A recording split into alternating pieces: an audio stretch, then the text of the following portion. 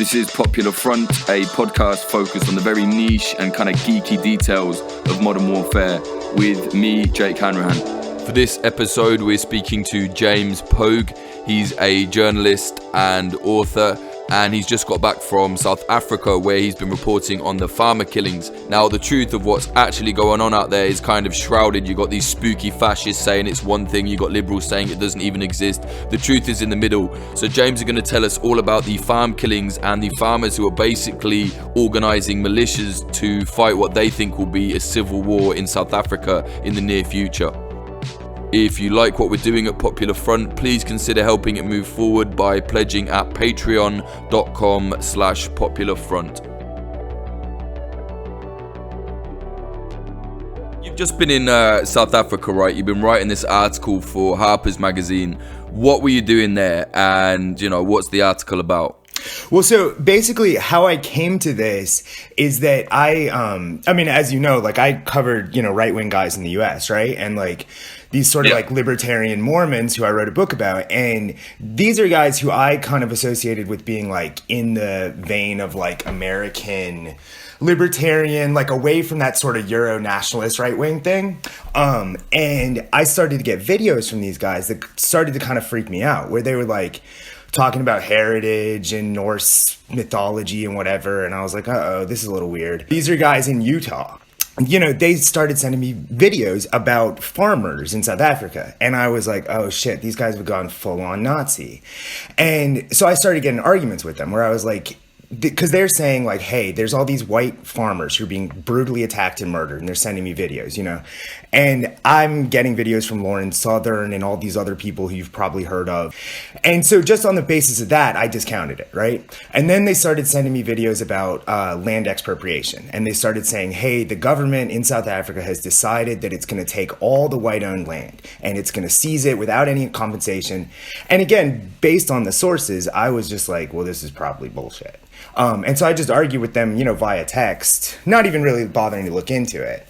And then one day I thought, well, fuck it. If I'm going to actually have these arguments, I should research it a little bit. So I started going on YouTube, and the crazy thing is, South Africa is a country that's 80%, actually probably more, black. It's a country where, of grinding poverty, of one of the most violent societies in the world. It's often compared to a war zone that is in war, that's facing a war in everything but name. And, all of the news that you could find was about these farmers and was about the plight of white South Africans, especially on YouTube. And I thought, oh my God, this is a narrative that has taken off.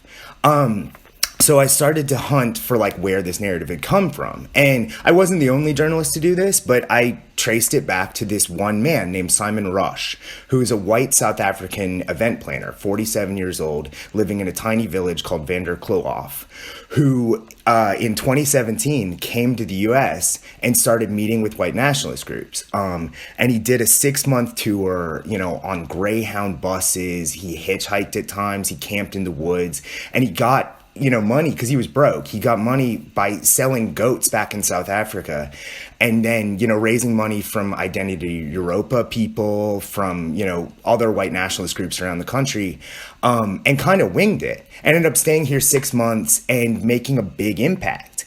And the craziest thing about this is that this narrative of white people facing a looming genocide in South Africa became something that he was able to popularize, and that eventually filtered up to Ann Coulter. It caused pressure amongst other sort of white activists in South Africa to come here in a sort of more mainstream way. And then they came on, Tucker Carlson. And eventually this got to the president of the United States, who started tweeting about it. At which point Harper's was like, hey, you're onto a real story here. Why don't you go to South Africa and investigate it? Right, that's a mad, that's kind of a roller coaster for this guy. But like you said, there are a lot of kind of white supremacist types that talk about this, but there is actually a real problem, right? Now, I'm not saying that there's some kind of white genocide as all these fucking creepy motherfuckers come out with, but there is something going on, right? What did you find when you went there? Absolutely. So the thing about this, and you have to be really careful because it's like anything in this mad society that we live in now, where if you say the wrong thing, you trip some wire and then everybody turns on you. Oh, yeah. Like every day I'm like, am I cancelled yet? Like it's that bullshit thing is going around everywhere. Yeah, exactly. And like, this is one of those things where it's like, if you say that farm murders are real, it's sort of one of those zones where people kind of want to cancel you. But they are real. There's 62 of them every year, which sounds like a low number. But if you want to put it in the context of the fact that there's not that many white farmers in South Africa, there's probably 35,000, maybe less. 62 murders a year, it comes out to quite a high rate.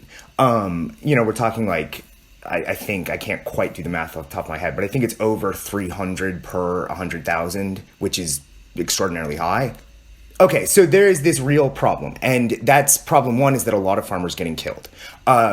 Then you extrapolate from that, you say why, and some of it is pure crime. I would argue personally that the vast majority of it is pure crime. I think most sensible people would view that.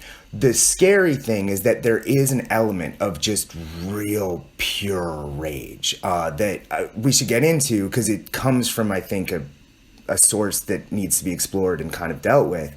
But like this pure rage against like the situation of white people who were at the top of a virtual slave state for so long and then retained most of their political and economic power after the fall of apartheid. That's a really important point. Like, I think a lot of people don't actually realize that, whilst the white people had all this fucking control over everyone in South Africa, and then, thank God there's this revolution, but actually things are still quite bad, right, in terms of like, positions of power and what have you. Right. I mean, so actually, to do a little backstory, and again, I'm not like an expert on the history of transition from apartheid to what we have now. But that said, there's a pretty easy way to view what happened in 1994, which is that the ANC was the ANC and the other resistance groups were a broad-based movement that were not oriented just around achieving political equality. They were a revolutionary movement that, involved sanctions, that involved guerrilla warfare, that involved bombings, that involved brutal fighting in the townships to enforce party and ideological discipline. It was a very traditional third world liberation movement. And then in 1994, after the first elections, they shifted and they made the same kind of, not to use the tired turn, but like they made that neoliberal turn towards, hey, political equality is achievable and it's something that doesn't cost anybody all that much. You give everybody the same civil rights, and then you hope that economic equality will follow through, sort of World Bank loans and economic growth and this sort of thing. So they abandoned what they had adopted in 1955 as a broad-based revolutionary wealth redistribution platform. And they also abandoned this other thing, which was this idea that like the people who had committed brutal crimes against the vast majority of South Africa's citizens would be punished. They gave that up, and they created this Truth and Reconciliation Commission and everything else. And, that pleased a lot of people in the time. So they basically gave amnesty to like a lot of the, the white South Africans that fought against the resistance or just exploited people and stuff like that. Absolutely. And we see this across the world. It's obviously going to piss a lot of people off. I can see it coming. Well, that's the thing. Is like, and it wasn't, people at first were kind of, people at first were very much on board. The vast majority of South Africans were very much on board.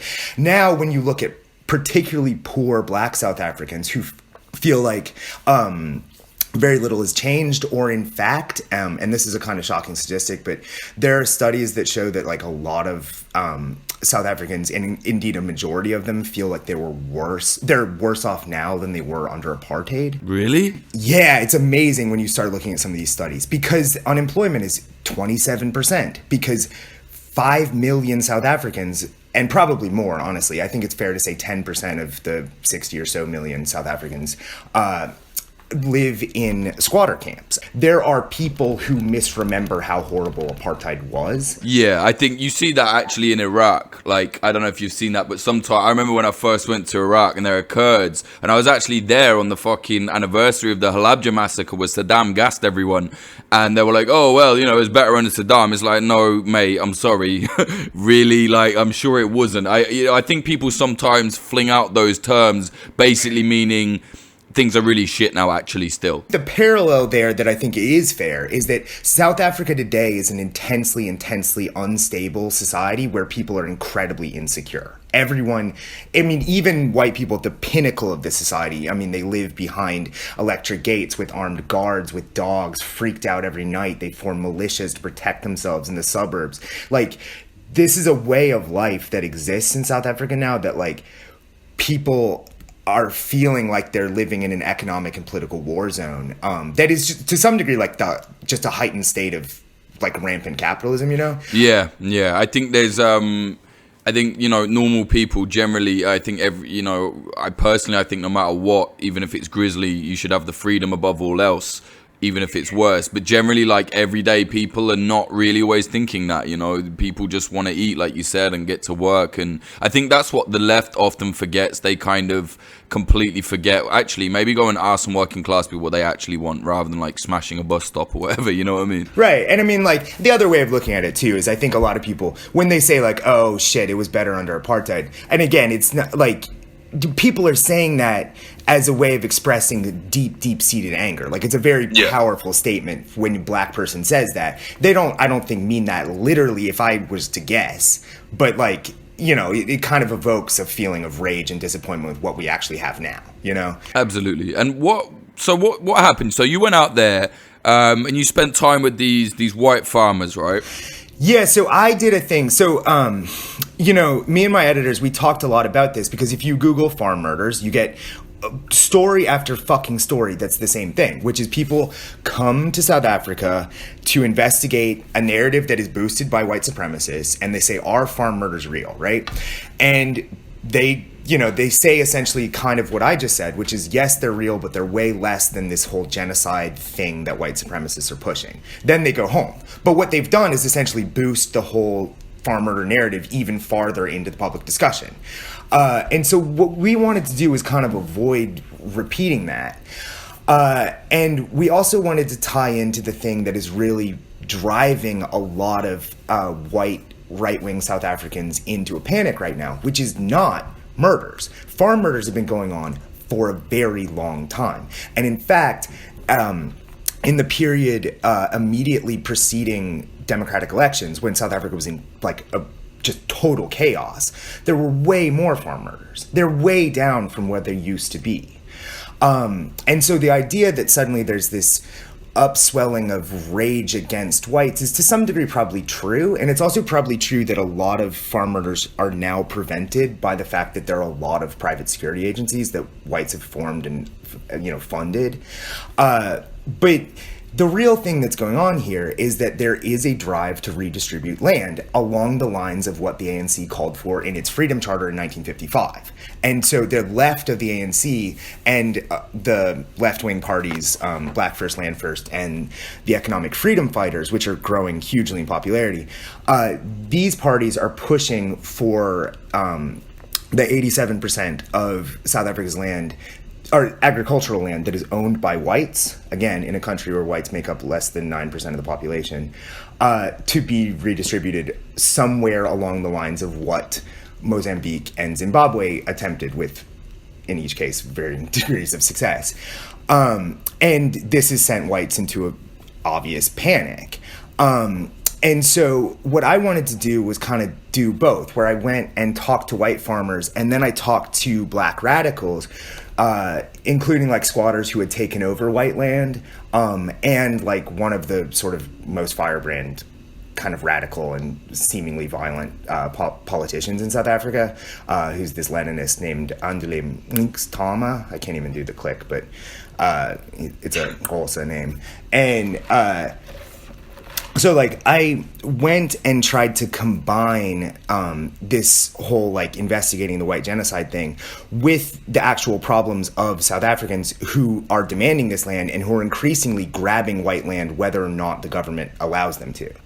And so, I guess to talk about the white farmers first, like, you know, I hung out with radicals. I chose to go there and hang out with radicals, but I think most people on the ground dealing particularly with the Afrikaans-speaking population would say that whites in South Africa are often, not as a whole group, but on the fringe, becoming much, much more radical, and are, you know, increasingly getting very freaked out about where the society is going. And I hung out with this group called the Sightlanders, who claim somewhat implausibly to have more than 100,000 supporters, and who are preparing very, very actively for a civil war. Would you say this is like the beginnings of a militia? Well, okay, so actually I'll go into what the Sightlanders are, because the Sightlanders, Simon Rush, the man who came to the United States, is the spokesman for the Sightlanders. He's a rare English-speaking member of them. His background is English-speaking. Most of them are Afrikaners. And they're a very mysterious organization. Because a lot of people kind of write them off as jokesters and hucksters. And the guy who founded them, this is a former South African intelligence officer named Gustav Muller. Like, he has a lot of bankruptcies to his name, and people...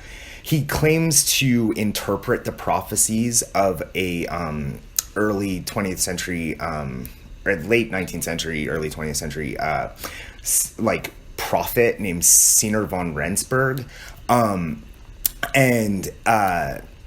Like, he presents this sort of buffoonish figure in the public eye.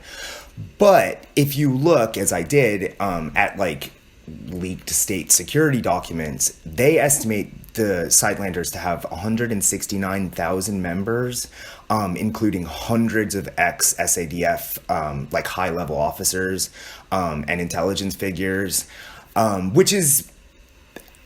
I mean, I don't know. I don't know where they're getting those figures, but the idea behind the Sightlanders is that they're a quote-unquote civil defense organization constituted under a provision of the Geneva Conventions that allows non-state civil defense organizations to organize around protecting an ethnic group. So they have identified themselves as protectors of white South Africans under the Geneva Conventions. Fucking hell, that's a mad one, huh? But there's a funnier part, which is that South Africa, in the sort of post-94 constitution, gives the Geneva Conventions force of law. So by constituting themselves under the Geneva Conventions, they're constitutionally protected. That's their claim. I don't know if that would stand up in court, but that's how they play it. It's really clever. You said they're literally giving up for like a civil war. Like, how so? Well, so they believe that Siener von Rensburg predicted a coming World War III that would begin in South Africa with the massacre of whites. They believe this like millenarian crazy people. But you have to understand that in Afrikaans society, particularly rural Afrikaans society, there's a lot of prophecy and, like, I don't know what you would call it, like numerology, like, you know, looking for patterns and numbers in the Bible. It's a very sort of folk religion, especially now because the Dutch Reformed Church, a lot of radical Afrikaners don't agree with the Dutch Reformed Church having apologized for apartheid. So they've abandoned the church, don't go to church. Right. So these guys are right wing, right? Like far right extremists. That sounds like to me, like, how the fuck can you say, like, no, like, don't apologize for the fact we stole everyone's land and made them slaves? Like, what? No, this is where they are. These are, like, I heard people, and I heard this many times, people call Orania, and Orania is a whites-only enclave. It's a privately owned town that doesn't allow any black residents. And these people called Orania like a globalist plot, because Orania has, like, ties to Masons, and because Orania, like, still has ties to the Dutch Reformed Church. Like, there are a lot of people in South Africa who are kind of off the deep end in a way that even, like, American right-wing people can't even touch. Yeah, that Irania thing, that's legal? Well, it's a privately owned corporation, so yes. Fuck. And I went there, actually. It's crazy. But we'll get into that in a minute. Like, so what the Sightlanders have done is they have basically started to convince people that this civil war that they believe in is coming. And they've started arming... and, you know, guns are legal in South Africa. They're easy to procure illegally. They're becoming increasingly difficult to procure legally for the reason that I think the South African government is pretty freaked out about radical sort of white agitation now. And so a lot of people, if you talk to people colloquially, they'll describe the fact that it's getting increasingly difficult to get gun licenses. I don't know if that's policy, if it's just happenstance, but it does seem to sort of be the case, at least based on who I talk to. But you can still get weapons, and there's a lot of weapons available, and the Sightlanders train with them, and they have them in, I think, pretty vast quantities. But they're all personally owned, and they're all registered. That's their deal, is they're all very, very above board. And in fact, the leader was prosecuted for illegal firearms possession in 2008, and the judge threw the case out of court. And so it's kind of this weird gray zone between like a giant paramilitary militia that is formed under the nose of the South African government and like kind of social organization that happens to believe in a kooky prophet. It's like you could look at it either way. To be honest, I think we're seeing a lot of that in 2019. I hate to be all current year about it, but I've noticed myself, not just, not in South Africa at all, but all over the world, where there's a weird convergence at the minute of kind of old school esoteric ideas and even religions kind of combining with militancy. And I think it's just the natural progression of like lunatic identity searching, you know what I mean? I mean, I have to say, like, having come to this after having just done a book about, Mormons creating like a mini insurgency in the American West, I was like, oh my God, this is just happening everywhere. This is where we are, I agree 100%. And then I should say, like, when we talk about the Sightlanders, they're not the only radical armed white separatist group in South Africa. And I mean, some listeners will probably know, there's like the Boeramag and like the AWB, which used to be the sort of largest and most influential. That was, those guys are basically Nazis, right? That was Eugene Terreblanche's group, wasn't it? That was, yeah. And they did have the...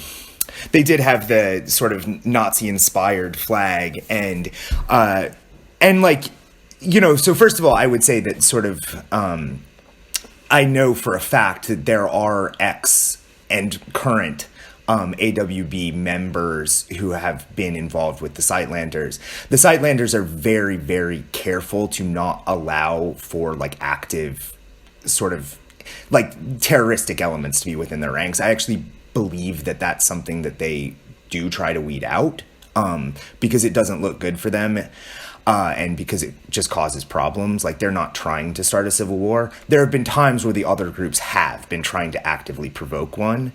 And then I should say, too, that since we're talking about Eugene Terreblanche, when you talk about farm murders, the original, in a way, political farm murder was of Eugene Terreblanche. He was killed by one of his farm workers in 2010 after a career of basically, fanning the flames of racial hatred, trying to initiate a civil war as apartheid fell, trying to create a white homeland, and then reconstituting the AWB as a, militarist and quasi-terrorist organization. We should just say as well, for anyone that isn't, you kind of explained it there, but Eugene Terreblanche was basically the leader of a hardcore far-right white separatist group in South Africa that actually went on bombing sprees.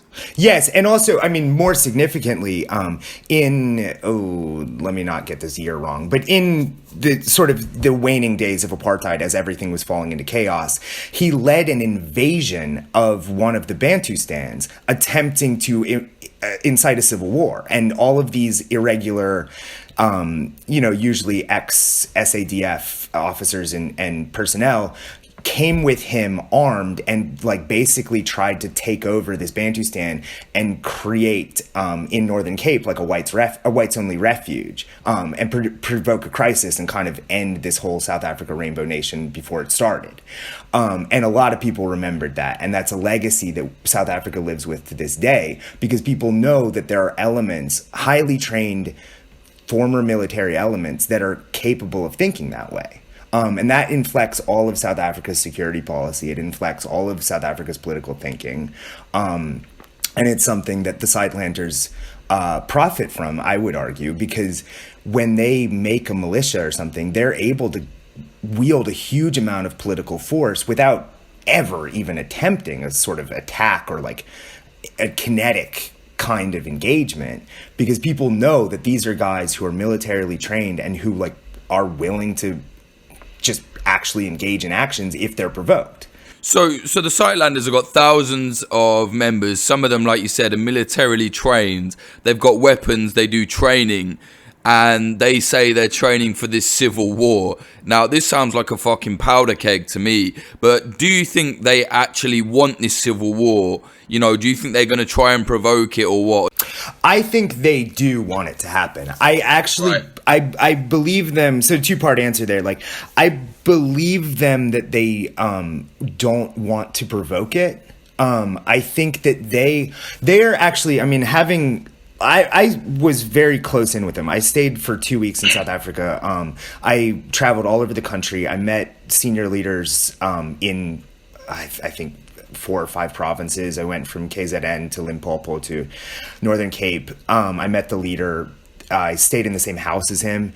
So I feel like I have a pretty good sense of their aims, and I have a pretty good sense of like how savvy they are. And they understand that if you're going to try and make a whites-only redoubt, where whites can, make a, weird racist ethno-state, the last thing on earth that you want to be showing to the international community is that you started a civil war.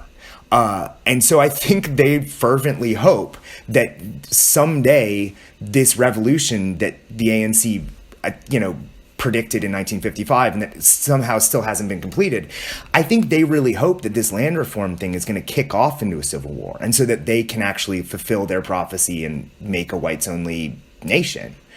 And to go into like how that would happen, I think probably a lot of your listeners are like aware of who the economic freedom fighters are, if only because they've probably heard a little bit about their leader, Julius Malema. I dare say they don't, only because South Africa is so... honestly, like, I barely see any coverage coming from there. And to be honest, like you said earlier, when I see it, it's usually some fucking fascist just making something up or exaggerating something, so I kind of go blank. I only know about them because I have a good friend that is from South Africa, and he was telling me about them. But they're like Marxists, right? These are the guys that wander around with the red berets. Is that correct? Absolutely. So I'll intro Malema because he's kind of the key. I would argue he's the key political figure in South Africa today. Outside of maybe the president. But even the president sort of responds to what Malema is doing. So Malema was the head of the ANC's youth wing for a long time. And he was this sort of chubby and obviously corrupt firebrand who made common cause with the left of the ANC. So it's important to understand too, like the ANC is a big tent organization. And so it has its own wings, as any kind of like long-term governing party has to. And so he was a sort of major figure on the ANC's left. And he allied with communists and trade unions and things like that. And eventually he got too big for his boots and he was kicked out in 2014. And he reconstituted with the help of a number of sort of like shadowy leftist intellectuals and, trade unions and all sorts of other people. He reconstituted his political base into something called the Economic Freedom Fighters, which are, as you say, they're avowedly Marxist.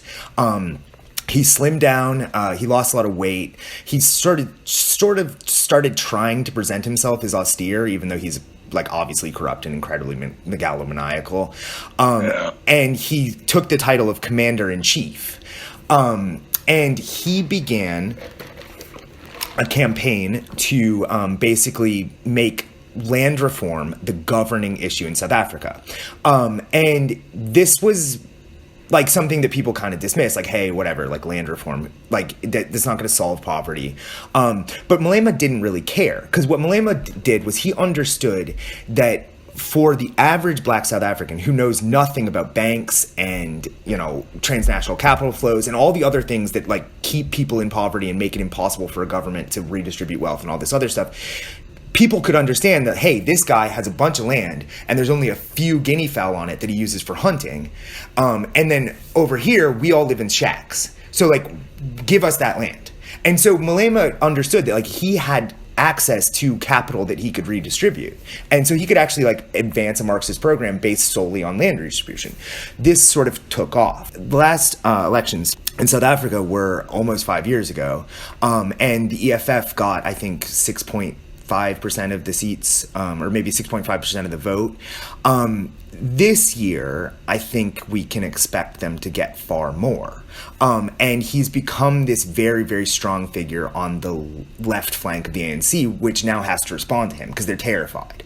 And so last year, Cyril Ramaphosa, he announced that it would be the ANC's policy now to do what Malema had always been calling for, which is begin a program of redistributing white-owned farmland without any compensation, and even in the event of like if whites resisted, they would still take it.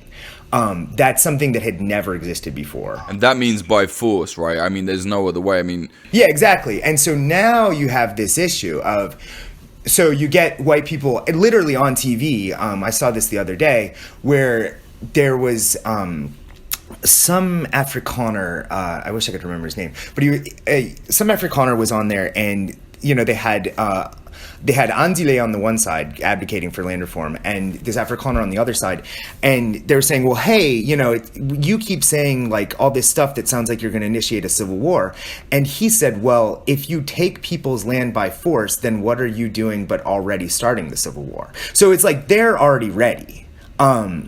And they're kind of, I think, to some degree hoping that there will be violence that gets kicked off in this whole land reform thing and that it'll unleash the powder keg. Again, this is not the broad majority of white South Africans, but the extreme radicals. Yeah. We're talking about radicals on both sides right now. Exactly.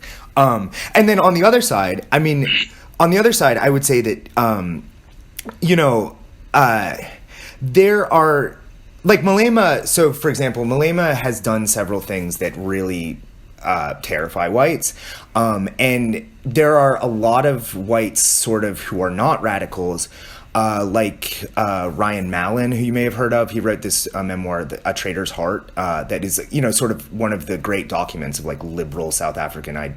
And, you know, he writes, I think, pretty persuasively about feeling persecuted and terrified in a way that he never had before. Because Malema gets up there and he says, you know, I'm not calling for the slaughter of all whites, at least for now, is a famous quote of his. And then, you know, he said like, hey, I can't redistribute all this land myself. You have to go and take it. And that was in like 2013. So he was encouraging people to go and seize white-owned land, you know, back in the day.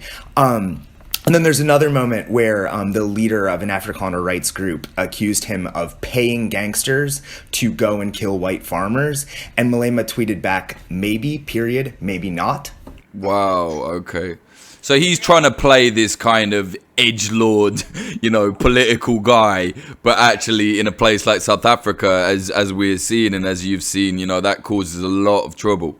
It does. And so there's a recent example of a farm murder where, and again, you know, we don't want to go too far with this. Like, we don't want to say that these are common instances, but they do happen where they're racially motivated. So Malema has been prosecuted for singing this song, Kill the Boer, which is an old struggle song. And he was convicted, I forget what year, but he was convicted of inciting racial hatred for singing that song in public.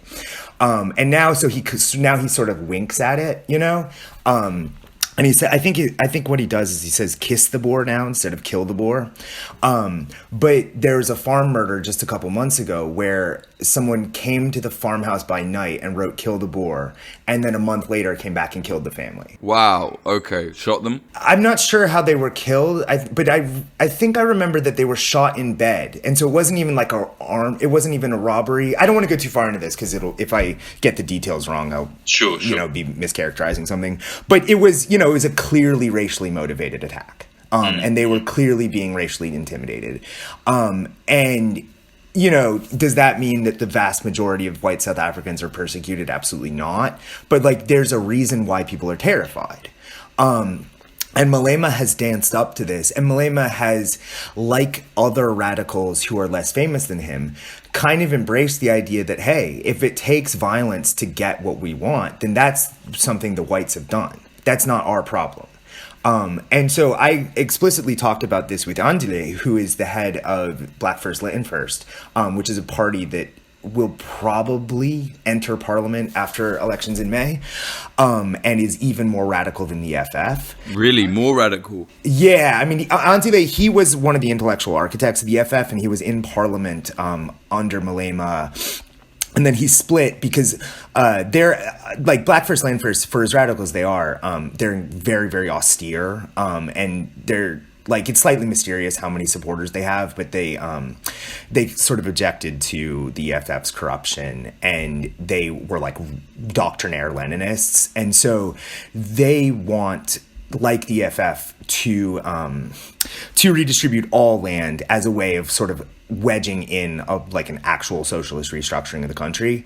And they've made allies with Jacob Zuma and they've made a lot of weird shadowy allies, but I talked to them and they were like, hell, fuck it. We live in a civil war. 20,000 people in this country get killed every year. Like, we don't give a fuck if a civil war happens. Like, because we'll win. Like, a lot of black people will die, but black people die every day. So if you kill a few of us, we'll kill a few white people. And he made the quite cogent point that, like, when a few black people die, no one cares. When a few white people die, white people freak out and get terrified. Like, that's a very good point to make. And I think, to be honest, that's pretty fucking, without sounding like some kind of apologist for people getting murdered, I mean, that's true, right? Yeah, absolutely. And he didn't say this, but now that I'm thinking about it, the AWB's insurgency is a perfect example of how this happened. The AWB, in an attempt to derail, multi-party democracy, when they invaded BOP, the Bantustan, there was one car. It was a blue, I think, Mercedes. And it's a very famous incident in South Africa where one car, as they were leaving after their sort of invasion failed, after they were sent back across the borders for some reason, but their invasion was still very much alive, a car shot out at black protesters, and they stopped the car and managed to basically get everyone out and then shot them in the streets. And that cowed all Afrikaner resistance. Just seeing those white people get killed on live TV broke the entire back of radical right-wing Afrikaner resistance to multi-party democracy. So I think a lot of like left radicals in South Africa are like, hell, bring it on. Let's have a civil war. I think the problem here is, as well, for me, trying to get my head around this, and I think maybe a lot of people listening to this might think the same, like, not to sound bloodthirsty and say, like, oh, yeah, like, I like violence, but you shoot a load of black protesters from a car and they stop you and you get shot back, like, so fucking what? Maybe don't shoot at them in the first place. However, I think it's, like you've said, we have to realize this is going to create absolute chaos if what you're talking to me about spills over, because this sounds way more dangerous than I realize, again, because I've been ignoring it, unfortunately, because of the kind of fascist white separatist pushing of it, Yeah, I mean, and I think what's really scary is, well, I mean, I guess the thing that the left wing parties in South Africa, when they talk about not caring if there's a civil war or something, I think their take is, hey, yeah, it will just be, one carload of guys who, acted out and then they got shot and then everyone will, freak out and it'll all be done. I think that's probably accurate, but the scary part is like, hey, I mean, these are people now who have been planning and hoping for this essentially for 25 years. Like, there's this hardcore of white South Africans who just have not gotten over the fact that apartheid ended, and they still think it's good, and you hear this.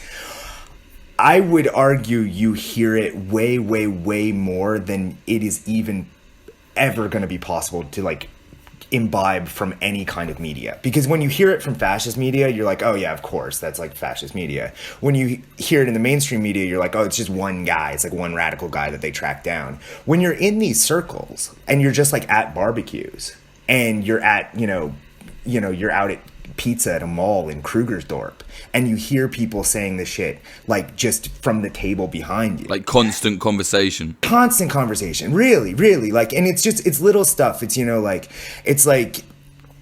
waiter fucks up your order, and like the woman behind you will turn to your table and be like, can you believe how it's become? And it's like, Jesus, it's really, really intense. And it's honestly, it's stuff that like I don't even like to repeat, but it's worse than that. I mean, again, I don't want to characterize everybody in each community, but there's a level of social acceptedness that is shocked me amongst the people that I was dealing with, and they were not all sort of like militia people.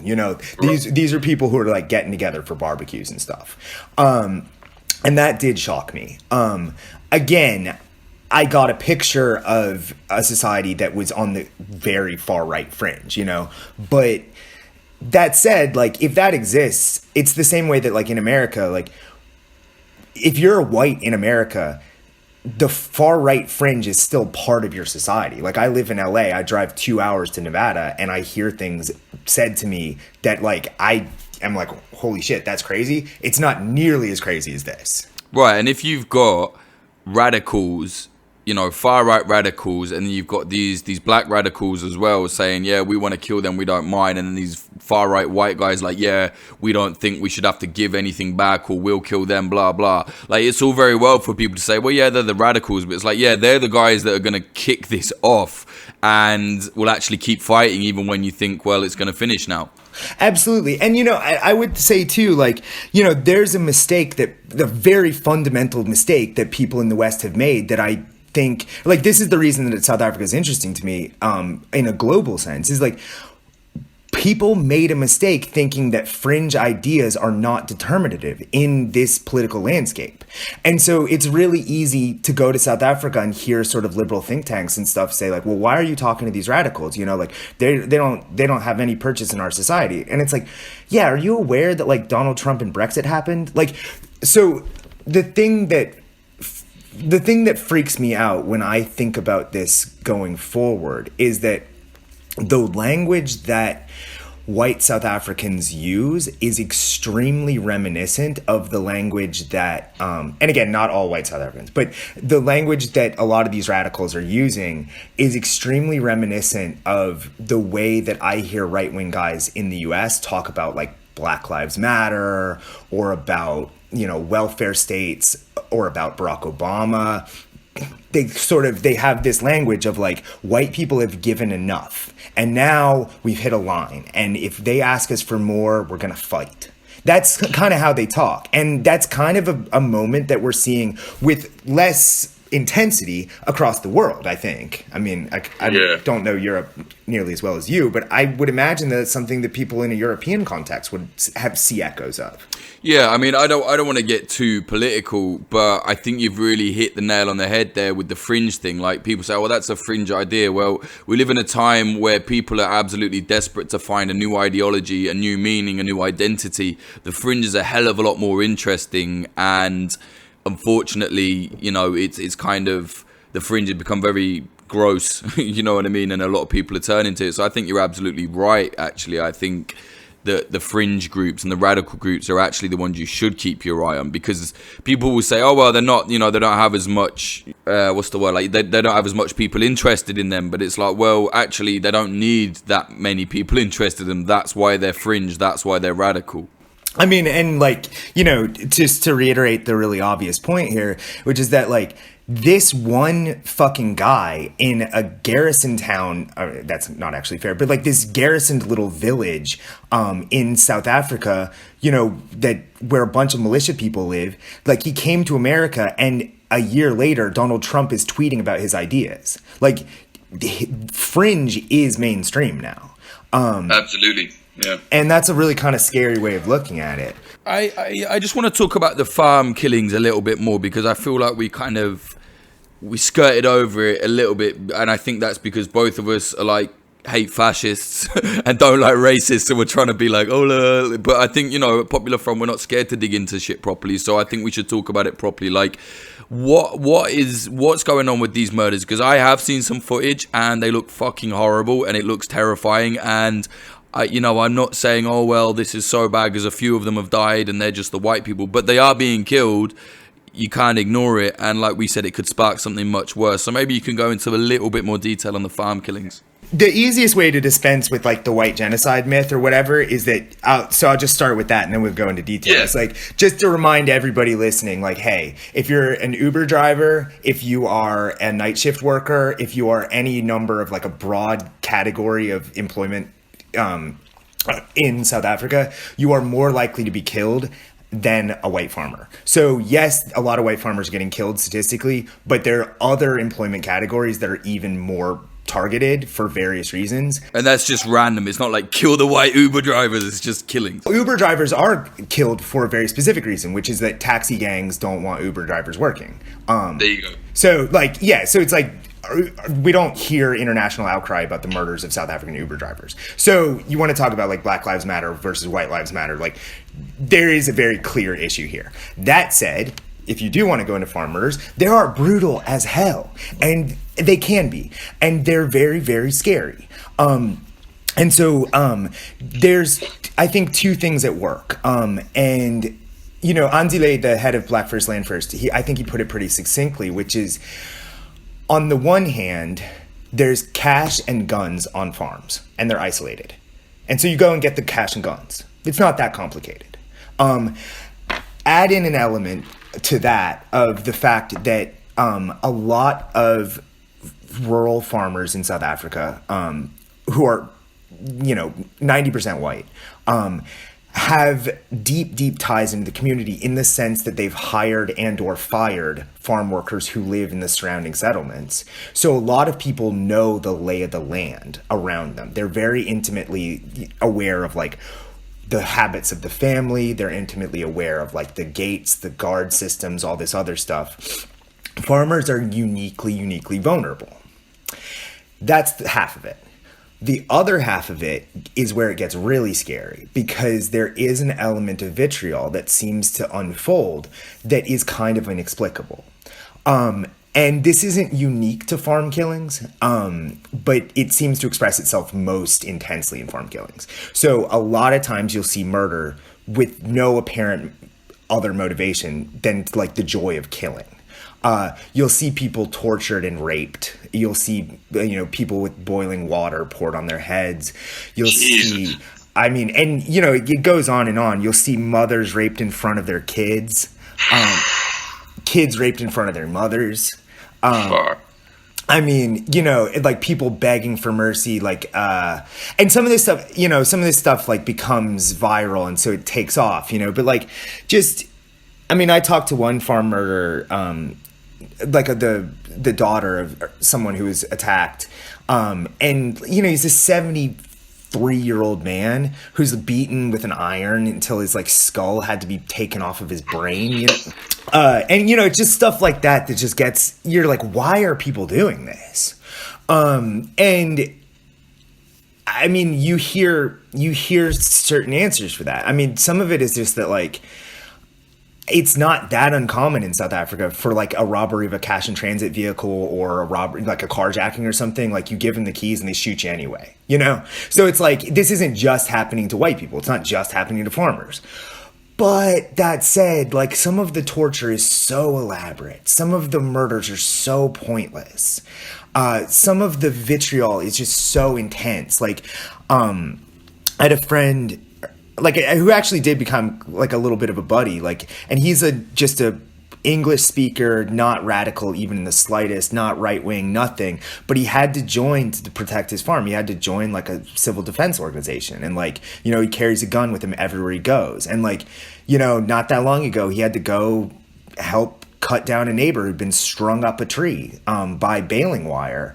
And so, that guy's wife came home and saw her husband like hanging by his neck after he'd been like tortured and stuff, And you gotta think, like this guy said, and again, this is not a radical at all. This is one of the most like middle of the road, level-headed people I met in the whole country. He said, a lot of this has to do with jealousy, and it has to do with racial, like the legacy of 60 years of like racial animosity, hundreds of years. And you can't separate the two things. So that's where it gets tricky, is like, sort of liberal shibboleth Twitter world wants to say that there's no farm murders, or that if they are, they're all incidental and they're all just robberies. And that's just fucking not true. Like, it's just not. And then, fascist media wants to say that it's all genocide, and that's also just not true. Most of them are robberies that then get, like when they turn into murder and torture and stuff like that, like it's hard to know where exactly the line is between like a violent, sick society that is just violent and sick towards everybody, and then a violent and sick society that has a lot of rage and animosity towards white people for really obvious reasons that like then verges over into that. And so I tried to capture that in the piece, but it's just a very hard reality to capture. And it's especially a hard reality to capture, in a world of Twitter where it's everybody's just like right or wrong. And like, you just can't solve issues like this. Well, that's why work that you do, I think, and I've read Chosen Country, your book, I think it's excellent. I think that's why work that you do is so important, because we have to fucking forget these little Twitter circle jerks and these shitheads on the left and right saying, you can't cover that, you can't cover that. No, we can cover whatever the fuck we want. And the hard realities, like you said, are the ones that are most important to cover, I think. It's not nice. Nobody wants to dig into this. To be honest, I had second thoughts about doing this episode because I thought there's going to be so many people are going to be like, no, you can't say this, you can't say that, but fuck them. Like, you have to do it. You know what I'm saying? Exactly. I mean, that's why I love your show. It's great. Like, it was just right down, you just nailed it, or at least you nailed, like, actually going in and discussing the issues instead of getting lost in ideology. Yeah, exactly. Like, if someone is getting fucking hung up by their neck and their kids are getting raped in front of them, you can't be like, well, you know what the fascists are like. It's like, no, that is happening, like, that is actually happening. You can't ignore it. Right. And I just think that, like, I'm really glad that I went there, because it was just one of these other instances of just realizing what reality actually is. And it was hard. It was hard to deal. I'm sure you've dealt with sources that are difficult to like be around, It's like I spent 2 weeks in and out of the company of like virulent racists, and it was so fucking hard, to not just like to like both never like slip in terms of like agreeing with them, but also like remain amiable enough to like continue to let them like show me stuff, I think a lot of the time journalists nowadays think that they have to showboat their ideology to let everybody know how fucking, righteous they are. It's like, nah, man, sometimes you have to tuck that in and do your job, you know what I mean? Because actually the end result, like you've done here, is more important than basically going, oh, I told that fascist to fuck off. Like, cool, no one cares tomorrow. Yeah, I'll tell you this anecdote. This might be like a good little wrap-up anecdote, actually. Sure. I went with Simon Rush because he wanted to negotiate the transfer of a Saracen armored personnel carrier from one sort of right-wing psycho to a guy who had a militia. And so we go to this yard where this really, really intense racist dude has this Saracen that we're like, fiddling with the carburetor, and like I'm taking pictures and stuff. And he says to the one guy, and this is on the record. Like, he knew I was a journalist. He turns and he says to the one guy, I'm glad you're taking this because I'm not going to use it. And what I want for it is, quote, to see it running over protesters throwing petrol bombs. And then the other guy, without skipping a beat, says, oh, we should put a GoPro on it so you can watch. Right. That was the moment where I almost lost it. But I was like, man, if I lose it now, what other crazy thing will I miss them saying? What the world needs is for me to listen to more of this shit and be able to report it, Yeah, absolutely. Journalism isn't this... It's not that hard. It's hard work, but it's not that hard. I think the problem with American media specifically, they have this kind of grandstanding thing, like that fucking Washington Post advert on the Super Bowl. It's like, we don't need a BAFTAs. Just do your fucking work, you know. And I think your work is very good for that. It's just like, here's what it is, you know. Thanks, man. I appreciate that. Yeah, mate. So when is your article coming out with Harper's? March 2019 issue. It's already in print, but it hasn't hit newsstands. And it'll be online in the next couple weeks. Harper's has a paywall, but you can get 3 articles for free every month. So it'll be easy to click on and find. Yeah, check it out. All right, mate. Brilliant. And where can people get hold of you and follow any of your future work? Well, so they can look up my book, which is Chosen Country, and it's about the Bundy standoffs in the West. And then I have a Twitter that I just restarted, and I don't use that much, so it'd be great if people followed me. And it's at J Henson Pogue. Nice, easy handle you've got there. J Henson Pogue, yeah? Exactly, yeah. Thanks very much, mate. That was brilliant. Appreciate it, man. Have a good one. That was James Pogue talking about the madness of the farm killings in South Africa and the powder keg situation that seems to be brewing out there currently. If you like what we're doing here at Popular Front, please do consider pledging at Patreon. That's patreon.com/popularfront. We don't have any big corporate advertising on here, so everything we do is on a shoestring, so every little helps. And like I always say, for the price of basically 1 coffee a month, you can get bonus episodes there, which, I mean, to be honest, that's a whole other podcast if you think about it. We have 2, 3, sometimes more bonus episodes a month. Currently there are over 20, so there's a lot more Popular Front bonus content there. Also, we've got a big community which you can be part of through the Patreon. So yeah, patreon.com/popularfront. This episode is sponsored by thedefensepost.com, defense with an S. Go there for all your up-to-date analysis and reportage on modern warfare. The episode is also sponsored by Atlas News on Instagram, instagram.com/atlas.news. It's about as close as you're going to get to up-to-date news on generally conflicts that you're going to find on Instagram. It's pretty cool. Within the next few weeks, there will be a new documentary out on the Popular Front YouTube, so be sure to subscribe and hit the bell for that. That's youtube.com/popularfront. Also, if you want to keep up to date with us on Twitter, the best thing to do is probably follow me. That's twitter.com/Jake_Hanrahan. HANRAHAN is how you spell my surname. For some reason, people find it really difficult, even though it's spelled exactly as you say it. Anyway, or follow the Popular Front account. That's twitter.com/popularfrontco. Same as the site, popularfront.co. All the latest episodes are there. Soon the website is going to be up by the end of March. There'll be articles, all sorts of stuff like that. Also, you can follow us on Instagram. That's instagram.com/popular.front. Thank you very much to the following people. Without you, this wouldn't be possible.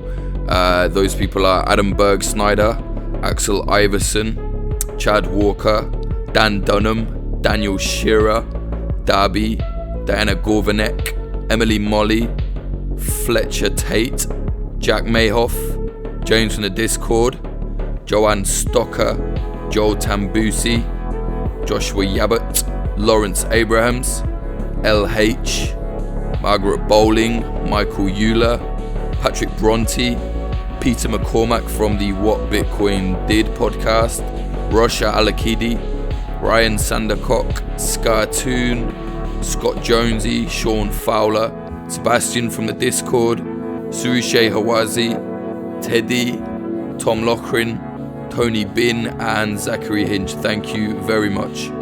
Also want to say thank you very much to Anthony Kabarak. He did something really cool. Basically, there's a guy that listens to Popular Front who buys and sells ammunition magazines, just, you know, like a collectible thing. It's, you know, people like it. They buy AK magazines and what have you. What he did was he put a load of them on sale, saying that all the proceeds will go to Popular Front to help us fund the next documentary, and that's exactly what he did. And basically that helped us pay for the flights and everything, so really appreciate that. Thank you very much, Anthony Kabarak, really good guy. Like I said, if you want to support Popular Front, please do consider going to patreon.com/popularfront. Music in this episode, the intro was by Home and the outro was by Son of Old.